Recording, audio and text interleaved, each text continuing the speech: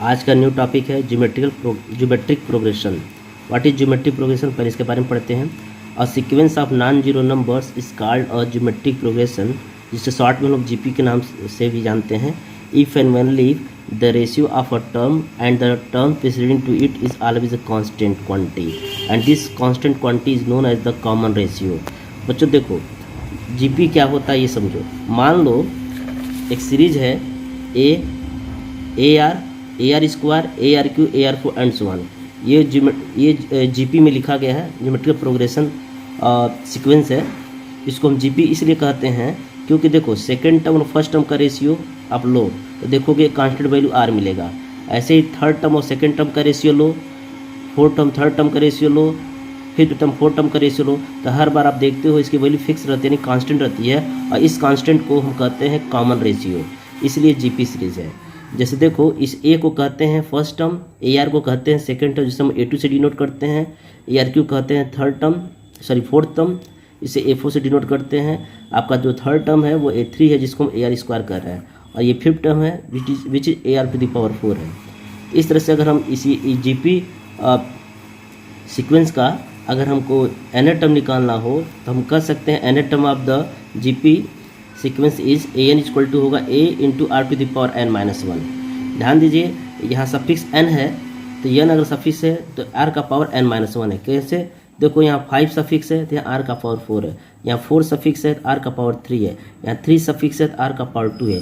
इसे गेस कर सकते हो जो nth term of the GP होगा वो होगा a r to the power n minus one, where a is the first term. अब इससे रिलेटेड हम लोग न्यूमेरिकल्स लगाते हैं। तो बच्चों हम कह सकते हैं general term of a GP is nth term of the GP equal to होगा a into r to the power n minus one, where a is the first term and r is its common ratio. अब question है, पहला question लेते हैं। So that each one of the following progression is a GP, also find the common ratio in each case.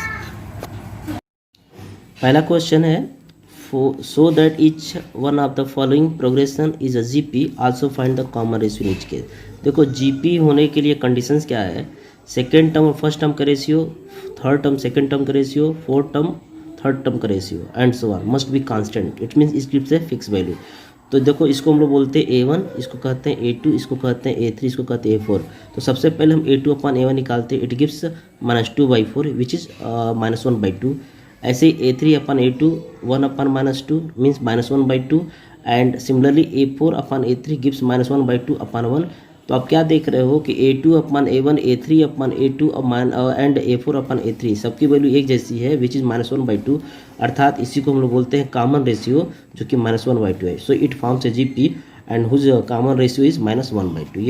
ये हमारा जो है first solution है। बच्चों, आप क्वेश्चन सेकंड और क्वेश्चन थर्ड के लिए भी आप पता करो कि क्या ये जीपी है। अगर जीपी है तो उसका आप कॉमन रेशियो निकालो, ठीक है।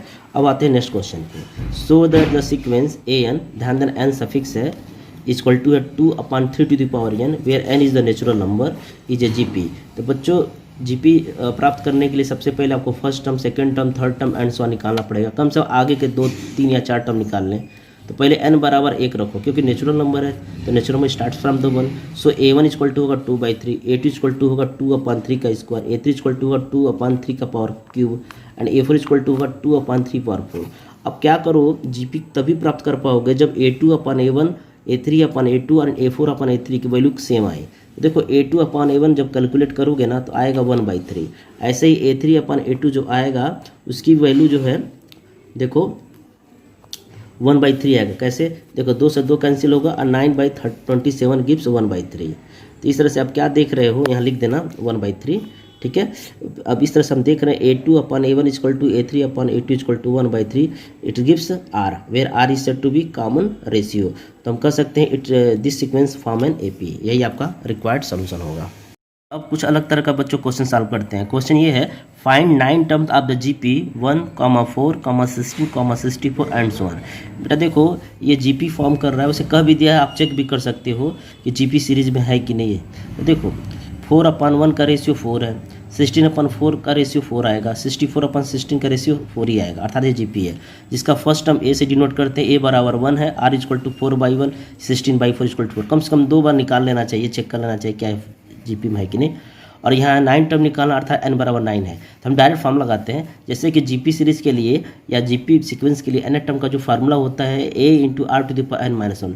जब सफिक्स n है तो r का पावर n-1 है। ऐसे जब 9th टर्म की बात होगी तो a into r to the power 8, where r क्या है, r जो आपका 4 है, तो हम कह सकते हैं 1 इंटू 4 टू द पावर 8 आप equal to 4 to the power 8। इसको आपको ना जब एक्सपेंड करने की कोई जरूरत नहीं है, आप इसको पावर के फॉर्म में आंसर दे सकते हो।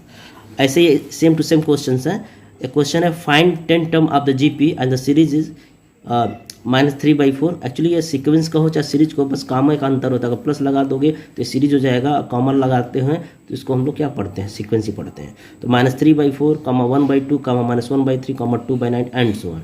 Actually it is also a GP. So whose first term a equal to है -3/4 एंड कॉमन रेशियो आर जो है कैसे निकालते हैं, second term upon first term.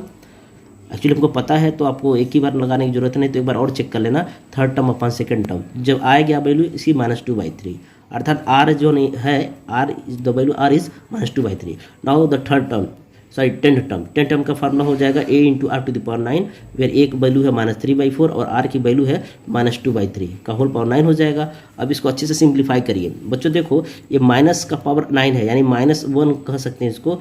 जब बाहर आएगा तो निगेटिव रिटर्न करेगा, तो निगेटिव इंटू निगेटिव क्या होगा, प्लस होगा, क्योंकि -1 का पावर 8 नंबर होता है तो निगेटिव होता है, जबकि -1 का पावर इवन हो तो प्लस होता है।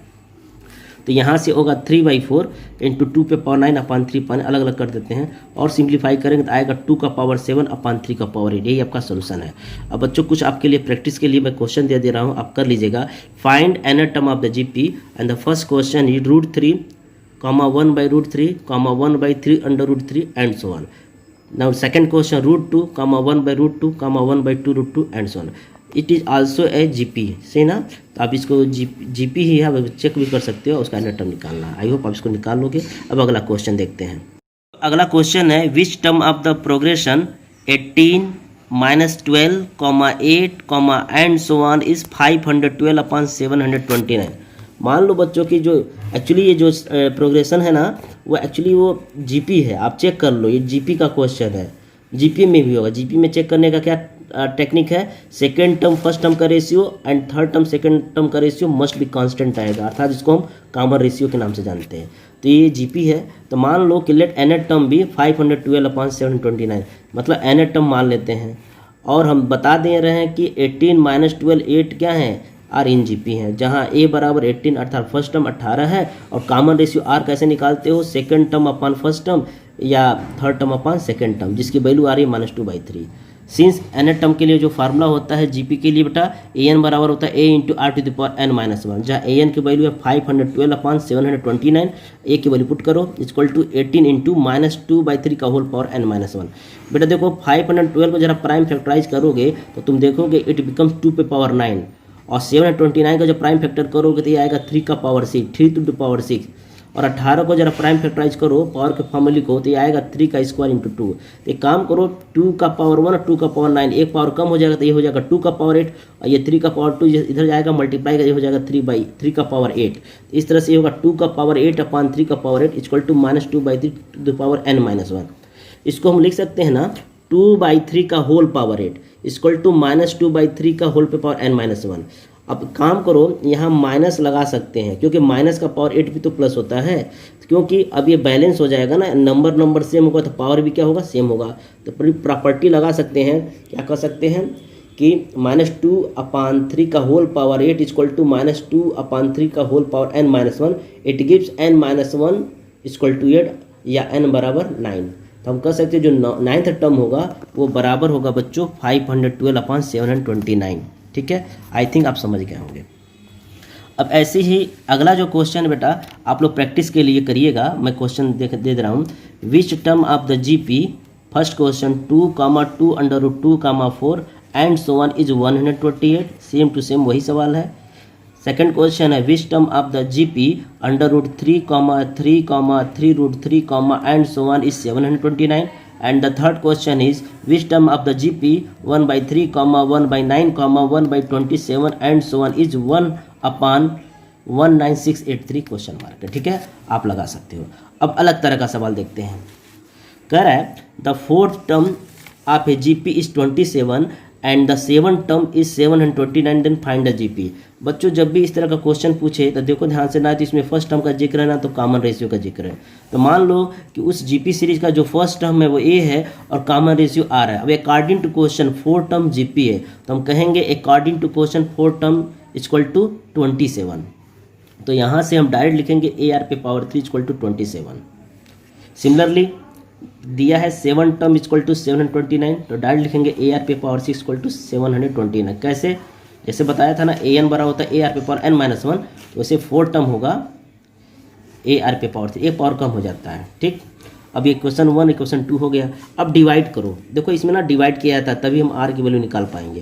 तो a r cube upon a r power 6 equal to 27 upon 729। यहाँ से बेटा जब सिंप्लीफाई करोगे तो आएगा 1 upon are Q equal to 3/81, क्योंकि 27 और 729 को डिवाइड कर सकते हो, छोटा कर सकते हो 9 से काट के ना। इसको ऐसे लिखो 1 अपन आर का होल क्यूब बराबर 1/27, या 1 अपन आर का होल क्यूब बराबर 1/3 का whole cube. Power power cancel हो जाएगा तो 1/r इक्वल टू 1/3 या r इक्वल टू 3, यही आपका सोल्यूशन होगा। सोल्यूशन ही होगा मतलब r की वैल्यू निकल जाएगा। ठीक है ना। एक्चुअली हमको जीपी फाइंड करना है, तो जीपी जब तभी फाइंड होगा जब r और a पता हो। तो r तो हमने निकाल लिया, अब हम a निकालते हैं। तो r की वैल्यू ना इक्वेशन फर्स्ट में रख दीजिए। तो क्या होगा, a इंटू 3 का power 3 equal to 27, it gives a into 27 equal to 27, it gives a equal to 1। इस तरह से a बराबर 1 आ गया, r बराबर 3 आ गया। जो आप जानते हो कोई भी जीपी सीरीज का जो फॉर्म होता है वो a, a r square, a r Q and so on, यही होता है ना। तो जहाँ a के जगह पर 1 रखो, r के जगह पे 3 रखो, तो देखो आ जाएगा ये 1, 3, 9, 27 एंड सो। ये आपका क्या रिक्वायर्ड सोल्यूशन है। अब ऐसे ही सेम क्वेश्चन है, बस प्रैक्टिस के लिए एक बार और बता दे रहे हैं। क्वेश्चन ये है, the 7 term of a GP is 8 times the 4 term and 5th term is 48, then find the GP. ध्यान समझिए, कह रहा है the 7 term of a GP. तो पहले तो उस जीपी सीरीज का फर्स्ट टर्म मान लो ए और कॉमन रेशियो मान लो आर। अब दिया है पहला क्वेश्चन, यानी पहली लाइन में कह रहा है the 7 term is 8 times the 4 term, मतलब 7 टर्म बराबर है 8 गुणे 4 टर्म। और 7 टर्म को लिख सकते ए आर पे पावर 6 इक्वल टू होगा 8 इंटू ए आर पावर 3। अब ध्यान से देखो तो ए कट चुका, और आर का पावर 6 आर पावर 3, तो आर पावर 3 यहाँ कम हो जाएगा। इट गिव्स आर पे पावर 3 इक्वल टू 8। अब 8 को लिख सकते हो 2 पे पावर 3, तो यहाँ से r बराबर 2 हो जाएगा। तो ये बहुत ही सिंपल कैलकुलेशन आप कर सकते हो। और देखो जो सेकंड स्टेटमेंट है उसमें लिखा है कि 5th टर्म इज 48। तो 5th टर्म 48 का मतलब क्या है, ए आर पे पावर 4 बराबर 48 है, जहाँ r का मान 2 रख दीजिए। तो जो ही r की वैल्यू बच्चों 2 रखते हो ना, तो तुम क्या देखते हो कि a इंटू 2 का पावर 4 इक्वल टू 48, अर्थात a बराबर होगा 48/16, अर्थात a बराबर 3 होगा। तो इस तरह से जीपी क्या होगा, हमारा जीपी जो होगा a are square and so on होता है ना, तो a और r की वैल्यू पुट करो तो आएगा 362 एंड सो ऑन। ऐसे ही आप बाकी जो 2-3 क्वेश्चन हम दे रहे हैं आप कर लीजिएगा। एक क्वेश्चन ये है कि in a GP the 3rd term is 24 and the 6th term is 192, then find the 10th term. तो बच्चों कर लेना, ठीक है ना। ऐसे ही एक और क्वेश्चन है, find a GP for which the sum of first 2 term is -4 and the 5th term, यानी 5th term is 4 time the 3rd term. इसको मैं लगाया हूँ, चेक कर लो। तो मान लो ठीक वैसे ही कि मान लो उस जीपी सीरीज का जो फर्स्ट टर्म ए है और कॉमन रेशियो आर है, according to question first 2 term. तो देखो बच्चों हम लोग जब भी जीपी मानते हैं तो a are square, A r Q and so on, तो आगे के जो 2 टर्म होंगे वो a प्लस ए आर होंगे। तो इस तरह से फर्स्ट 2 टर्म का जो सम है -4 दिया है, यहाँ से आप a कॉमन लोगे तो a इंटू ब्रैकेट में 1 + r equal to -4, equation number 1 मान लो। सेकंड स्टेटमेंट क्या कर रहा, 5th term is 4 time the 3rd term, अर्थात 5th टर्म बराबर 4 गुणे 3rd term. It mean that a r पे पावर 4 बराबर 4 गुणे ए आर स्क्वायर। तो यहाँ से देखो a कटेगा और r का पावर 2 कम हो जाएगा, तो यहाँ से r स्क्वायर 4 आ जाएगा, r स्क्वायर इक्वल टू 4, या r इक्वल टू होगा प्लस माइनस √4, या r इक्वल टू होगा +-2। तो यहाँ से r की 2 वैल्यू आएगी, r की वैल्यू 2 भी आएगी, r की वैल्यू -2। इस तरह से यहाँ पे हमको 2 जीपी सीरीज मिलेगा, फॉर r इक्वल टू 2 के लिए एक series and for r equal to -2 के लिए सेकेंड। ओके, आइए देखते हैं। When r equal to 2 then from first, तो r की वैल्यू 2 में रखो तो a मिल जाएगा, तो a बराबर आएगा देखो -4/3। आप कैलकुलेशन कर लेना। तो जीपी सीरीज आएगा जब a के जगह पे आप रखोगे -4/3 और r की जगह पर रखोगे r की जगह पे क्या रखोगे 2, तो ये सीरीज मिलेगी। आप चेक कर लो, -4/3, -8/3, -16/3। वेन r इक्वल टू -2, तो उस केस में a मिलेगा 4, और उस केस में बेटा आपको सीरीज मिलेगी 4, -8, -16। इस तरह से ही आपका क्या बेटा रिक्वायर्ड सोल्यूशन है। आई होप आप समझ गए होंगे, ठीक है। नेक्स्ट क्वेश्चन है, if the pth, qth and rth terms of GP are a b c respectively, then prove that a to the power q minus r into B to the power r minus p into C to the power p minus q equal to 1। जैसा कि बच्चों इससे पहले हम लोग GP series में या GP sequence में हम लोग फर्स्ट टर्म को स्मॉल ए से अनकॉमन रेशियो को स्मॉल आर से डिनोट करते थे, जबकि इस क्वेश्चन में ए और आर यूज हो चुका है। अतः हम क्या करेंगे, फर्स्ट टर्म को block letter capital letter A और common ratio capital letter R से डिनोट करेंगे। इस बात का ध्यान दीजिएगा। तो मान लेते हैं कि let the first term be a and the common ratio be r of the given GP. अब जैसा कि क्वेश्चन में कह रहा है कि pth term equal to a है, तो डिफिनीशन से a into r to the power p minus 1 equal to a होगा, स्मॉल ए होगा। क्वेश्चन नंबर फर्स्ट का देना। ऐसे ही क्यू टर्म बी है तो आप इसको लिख सकते हो a into r to the power q minus 1 equal to b होगा। इसको इक्वेशन 2 मान लो। And rth term equal to small c है तो आप इसको लिख सकते हो a into r to the power r minus 1 equal to c. इसको इक्वेशन नंबर 3 मान लो। बच्चों जैसे कि प्रूफ क्या करना है, आपको प्रूफ करना है ए इंटू क्यू पे power minus r into B to the power r minus p into C to the power p minus q equal to 1 है। तो इसका आप लेफ्ट हैंड साइड पार्ट लिख चलो। देखो लेफ्ट हैंड साइड पार्ट हमने लिख लिया है, A to the power q minus r into B to the power r minus p into C to the power p minus q. अब A B C की value equation first second third से रखो, जहाँ small a की value का है a into r to the power p minus 1 है, अब उसका whole power q minus r हो जाएगा। वैसे बी की जो वैल्यू है a into r to the power q minus 1 है, का होल पावर अब आर माइनस पी लग जाएगा क्योंकि बी का पावर आर माइनस पी है। और ऐसे ही सी की जो वैल्यू है इक्वेशन थर्ड में देखो तो a into r to the power small r minus 1 का whole power p minus q. अब बेटा क्या करो, इसको ब्रेक करो। जैसे आपने पढ़ा था ना formula a b to the power n equal to था a to the power n into B to the power n, उस तरीके से आप लिख सकते हो a to the power q minus r into r to the power 1 bracket p minus 1 into second bracket q minus r. अर्थात ये जो पावर है आर का ये ऊपर पावर आपस में मल्टीप्लाई कर लेते हैं। इसको भी अब सेकेंड वाले टर्म को भी आप ब्रेक कर सकते हो, तो ये आएगा a to the power r minus p into r to the power q minus 1 into r minus p. ऐसे ही थर्ड के लिए होगा a to the power p minus q into r to the power r minus 1 into p minus q. जब power multiply, जब हम numbers का multiply करते हैं सेम से नंबर का, तो उनके पावर ऐड जाते हैं। इस तरह से बेटा ए का जो पावर होगा यहाँ से q minus r plus r minus p plus p minus q actually में ऐड हो जाएंगे। जैसे ए का पावर ये था, यहाँ भी ए का पावर है, यहाँ के ए का पावर आपस में ऐड हो जाएंगे। सेम प्रोसेस आर के लिए भी यही होगा। तो आर का जो पावर होगा मल्टीप्लाई करेंगे आर वाले टर्म में तो पावर ऐड हो जाएगा ना, तो होगा r to the power p minus 1 into q minus r plus q minus 1 into r minus p plus r minus p into p minus 2। अब बच्चों ध्यान से देखो ए का जो पावर है वो सब कट के जीरो हो जाता है। देख लो माइनस आर प्लस आर से कैंसिल होगा, प्लस क्यू माइनस क्यू से कैंसिल होगा, प्लस पी माइनस पी से कैंसिल होगा। ऐसे ही जरा इस ब्रैकेट को आप एक्सपेंड करिएगा आर के पावर को, तुम देखोगे आर का पावर जीरो हो जाएगा। तो इस तरह से हमें मिलेगा अंत में a to the power 0 into r to the power 0 equal to 1 into 1 अर्थात 1 आएगा। बेटा जरा एक बार थोड़ा इसको आप जरा इस ब्रैकेट को ओपन करिएगा और तुम चेक कर लेना। जिससे देखो यहाँ प्लस पी क्यू होगा तो plus P Q minus P Q से कैंसिल होगा, ऐसे ही माइनस क्यू प्लस क्यू से कैंसिल होगा, और plus Q R minus Q R से कैंसिल होगा and so on. I hope आप इसको करके बार चेक कर लेंगे। ठीक है, यही आपका सोल्यूशन होगा।